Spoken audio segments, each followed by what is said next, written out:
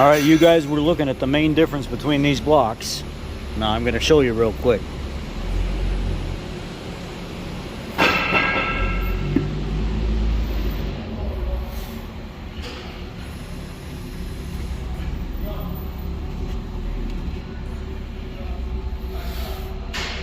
You see this sawtooth cut right here?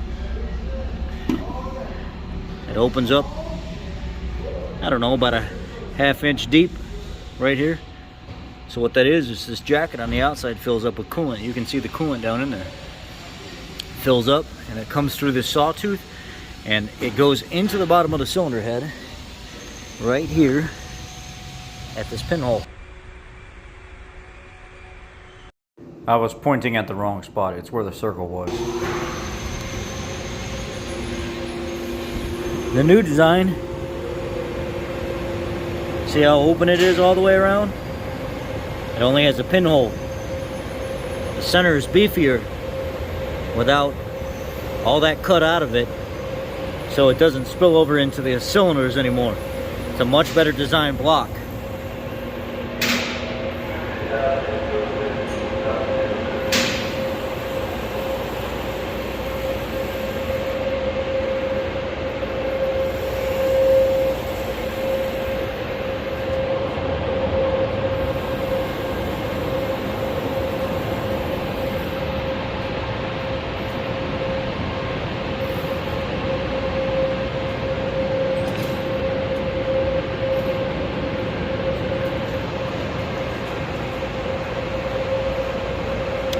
This engine has 58,800 miles on it.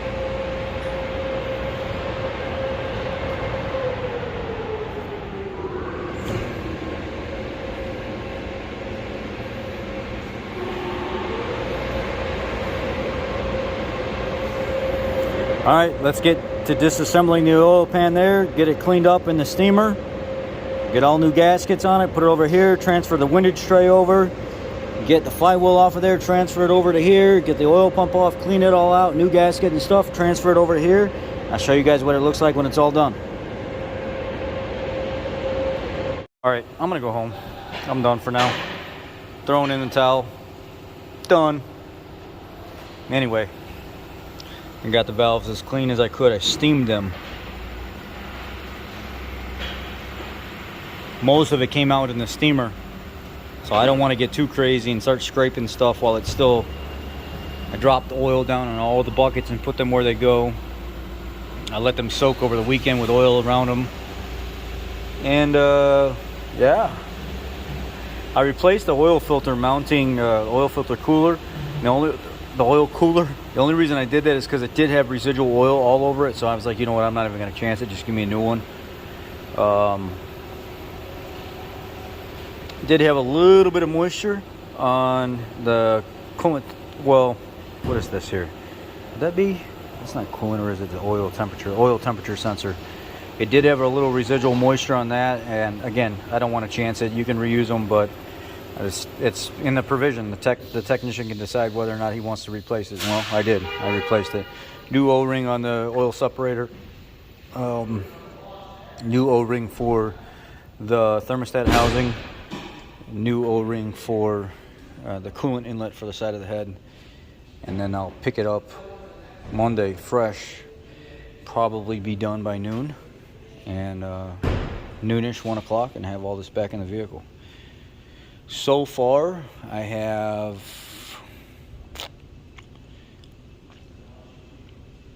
I don't know, about 12 hours into it. I would normally be further ahead, but I'm taking my time.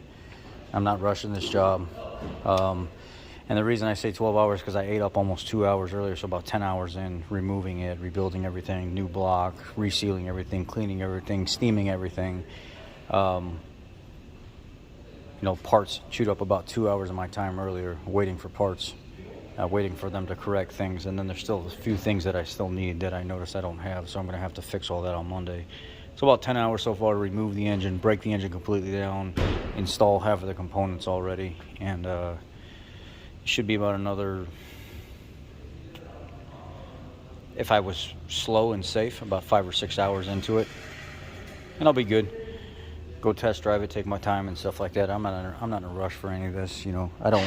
A lot of people try to rush these jobs. I don't rush these jobs anymore. Customers and a loaner, I want to take care of them.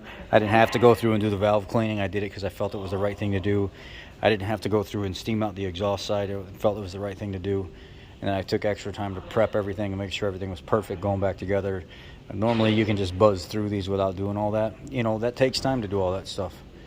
And yeah, just want to take care of the customer, make sure they're taken care of properly. Anyhow, see you guys back on Monday. What wanna be Monday. Y'all have a great weekend.